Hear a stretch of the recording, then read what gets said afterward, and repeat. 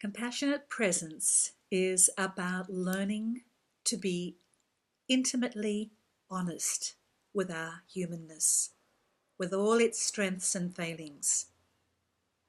Usually behind disconnect is some form of pain that we haven't wanted to look at, or perhaps have never looked at because it's felt too hard or too intense, or perhaps there's been an abuse or a trauma that we haven't wanted to talk about because of shame connected to it. And so reaching out has been a difficult process. So the impulse around pain or trauma is usually to push it down, or to ignore it, to pull down the veil and try to get on with life. But before long, we may encounter some trigger, something that brings up the pain again. So, in essence, the true healing and transformation occurs when we can cultivate our capacity to be compassionately present with our pain, to look at it and to allow its expression. And we all need support around that. We all need support to be with those things that have caused us grief and pain, or those things that we judge about ourselves, that we don't love about ourselves. So what I bring into my work with clients is my own intense presence, my compassionate presence as a guide to my clients around tuning in, to being with. At times I may interrupt the conversation to come back into the present moment, to stop and check in, to slow down and to allow whatever feelings or sensations or emotions may arise in the moment. And this is a phenomenological approach that is working moment by moment with what is present. It is about connecting to ourselves and grounding ourselves in the moment. And this is the foundation for creating true safety. There is also a deeply feminine process in this, for both men and for women. And this is about quietening our mind and cultivating presence, receptivity, openness, and allowing. It works at our capacity to be present rather than always trying to work things out mentally, to keep on doing and taking action. And this can result in us going around and round with our blocks. So it's not necessarily an easy thing, this compassionate presence.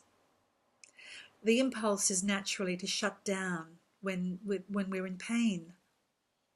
But the shutting down is also painful and lonely and can block the opportunity for healing and turning our wounds into wisdom. So what are some of the pitfalls for staying connected? The first pitfall is the belief that we should be doing it alone. And this is an old belief that perhaps we've picked up from our families, that if we don't struggle alone, if we don't push through alone, then we have weakness. It's a sign of weakness. And of course, I hope that over time we're recognizing that it's a great act of courage and strength to ask for support. The second pitfall is leaving things too late, not responding to our hurt early enough, to our distress signals. And perhaps we haven't known how to respond, or perhaps we've only recognized the signals when we've gone beyond where we can't cope anymore. And this can happen with physical pain just as much as emotional pain. We can let things go, whether it's a backache or a headache, and we don't address it early enough. And so part of it is how we respond to ourselves early enough with compassion. The third pitfall is comparing ourselves to others. And this taps into that old belief about not being enough, that someone is ultimately going to be doing it better, handling it better. So part of this journey is by staying fiercely close to our own process. The fourth pitfall is fearing loss, fearing that we've lost something we used to have or how we were, or clinging to gain, that, again, that we should be able to do it better. The fifth pitfall is constantly looking outside for our answers and asking others for what we should do or how we should proceed, or is the choice the right one? This constant need for external validation. And this of itself is an act of disempowerment, because we never fully engage with our inner guidance system. We never connect to our deepest wisdom. And this is part of the work, to listen to and connect to our heart, and to take time for insight to come, not from just here, but from in here as well. I was recently having a conversation with a friend on email around being unwell. I had the flu, and I used the words, "I'm fighting this bug." And my friend wrote back beautifully and said, maybe don't fight. For a moment, go into whatever you're experiencing, your sensations, your pain, your symptoms, and love it. Be with whatever's going on in your body with love. And the truth of her loving message went straight into my heart. And I knew this was truth because my body just immediately relaxed. I had a very strong body response, and the thought of not fighting just created immense relief for me. It was just what I needed in that moment.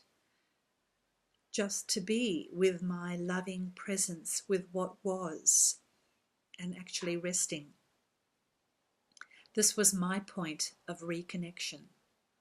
When I turned my attention compassionately inwards, I noticed that my shoulders were tight, my head was foggy, I was aching all over, and I could barely keep my eyes open.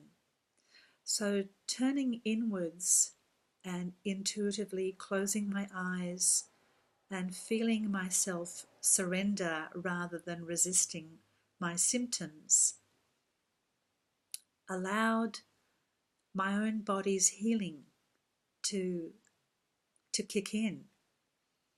In fact, what happens when we can relax into that compassionate presence is that we tune into the oxytocin, we stimulate the oxytocin, that feel-good hormone in our bodies that naturally allows us to do our own healing. So if you have questions, or if you'd like to learn more about working compassionately and to be present with yourself and your process, then please do write to me. I would love to hear from you. Thanks.